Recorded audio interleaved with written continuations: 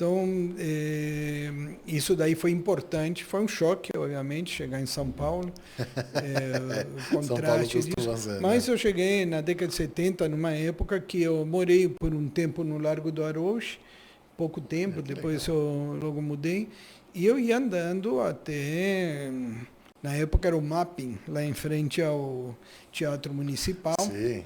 Andava aí pela 7 de abril, aos domingos a Praça da República era um local super frequentado, muito turista, feirinhas, né? Então o centro ali eu conheço bem de andar. A gente andava tudo isso sem o perigo que tem hoje, né? Que esse é o maior problema da cidade hoje. Porque a cidade de São Paulo é bonita, tem um monte de referências, né, arquitetônicas, urbanas, que são interessantes de conhecer, mas essa dificuldade da gente andar livremente, né, é o que impede mais. Então esse foi o maior choque em relação ao que eu tinha vivido no Uruguai, né? Com 8 anos de idade, andar sozinho pelas ruas, né? E andar, você caminha muito, né? Sim. A cidade de São Paulo, o choque, ela assusta em qualquer idade, né? Não você pode vir com 8, com 10, com 30, porque ela realmente é uma cidade que assim, o fato dela ser uma cidade gigantesca, ela tem esses elementos que você falou, ela é uma cidade muito bonita, ela tem inúmeros pontos positivos, e ela tem os pontos de risco também. A segurança realmente, assim, se a gente for até parar para avaliar, é um problema que ele é frequente em toda megalópole tão grande. Né? Nova York vai ter os seus problemas com segurança também e tudo mais. A gente sabe que, dadas as proporções, né, Brasil e Estados Unidos, mas São Paulo tem um quê no centro dela que se perdeu mesmo, né? Na verdade, só isso daria um grande podcast.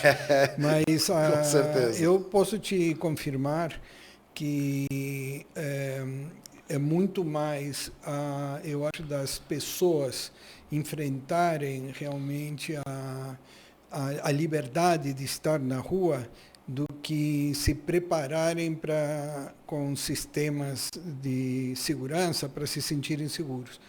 Nós temos alguns edifícios ainda na cidade totalmente abertos, que não há problema nenhum, todo mundo vive bem, em lugares que teoricamente você pensaria isso é um perigo, né?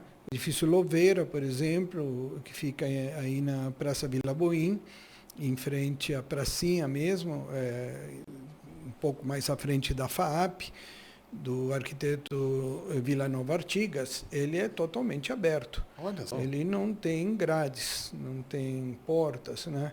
E por muito tempo essa coisa ele faz inclusive um jardim que se integra com a praça, né? Hoje quando se faz uma foto aérea, as árvores se comunicam.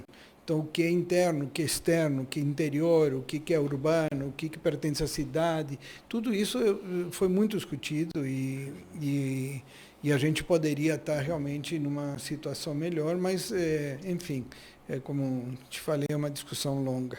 Não, com certeza. Não, e também é uma coisa, né?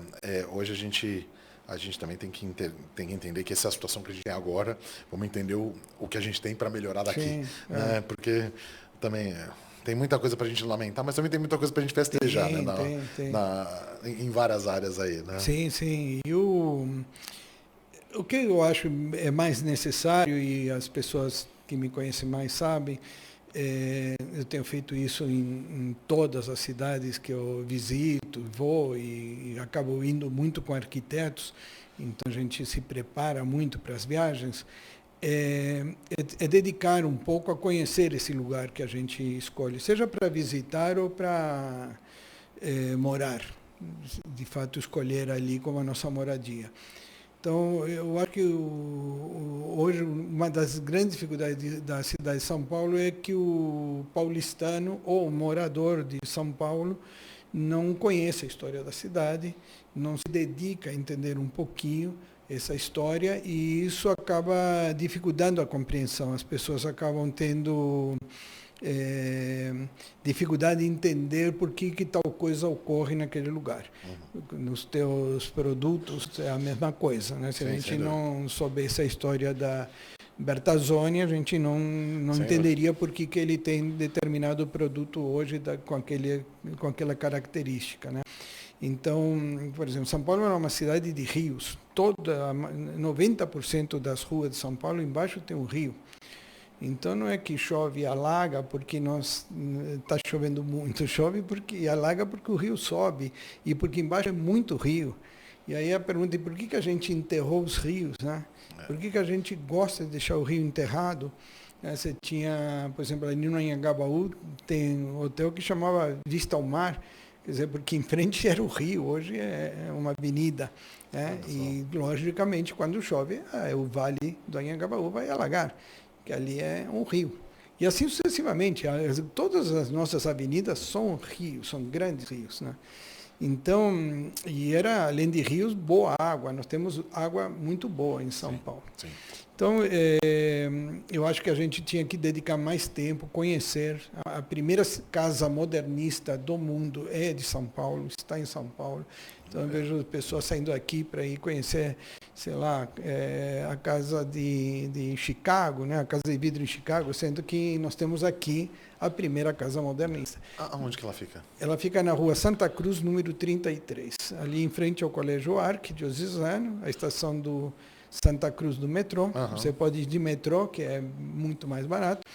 Ali começa a Chácara Klabin. Sim. A família Klabin, a filha do primeiro proprietário dessa Chácara Klabin, era Emma Klabin, que casou com Gregory Barchowski, que é o arquiteto que veio da Ucrânia, exatamente de onde está em guerra agora.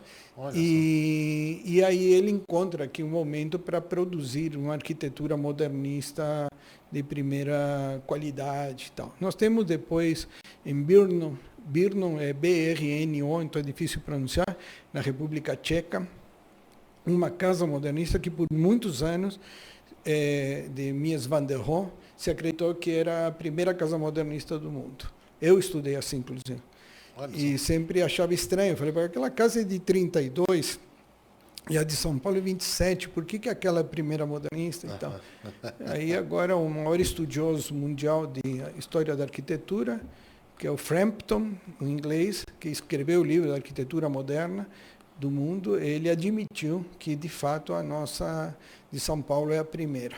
E a primeira do Rio também foi o Barchowski que fez. Então, e está abandonada. Está abandonada. O parque é maravilhoso, porque a mulher dele era a paisagista, ela que fez todo o paisagismo. Uma casa maravilhosa, gratuita a entrada, chama Parque Modernista, recomendo a irem visitar.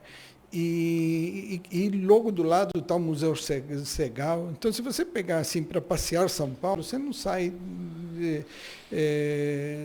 não consegue ao longo de um ano visitar tudo que São Paulo tem para oferecer. O que falta é esse conhecimento, isso é uma divulgar. Verdade. Então, eu me estendi, fiz questão para divulgar, para que as pessoas aproveitem sábado e domingo para ir visitar. E isso é maravilhoso. Mas você sabe que eu vou te contar uma coisa, que eu vejo que isso está aos poucos mudando, né?